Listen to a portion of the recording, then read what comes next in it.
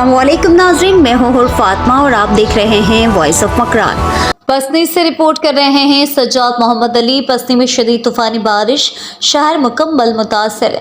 इलाका चेयरमैन मीर नूर अहमद कलमती ने ज़िले इंतज़ामिया गवादर और रज़ाकारों से मदद की अपील की। पसनी में आज होने वाली शदीद तूफ़ानी बारिशों के बायस पसनी शहर मुकम्मल तौर पर मुतासर हो चुका है। शहर की सड़कें और गलियाँ पानी से भर गई हैं, जिसके नतीजे में लोगों की नकलो हमल में शदीद मुश्किलात का सामना है। म्यूनसिपल कमेटी पसनी का अमला निकासी आपके कामों में मसरूफ़ है, लेकिन बारिश की शिद्दत और पानी की ज़्यादा मिकदार की वजह से इनके लिए काम करना मुश्किल हो रहा है।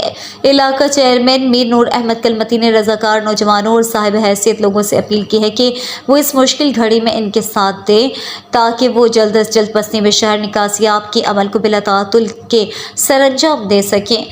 उन्होंने कहा कि शहर हम सब का है, हमें इस मुश्किल वक्त में एक दूसरे की मदद करनी चाहिए।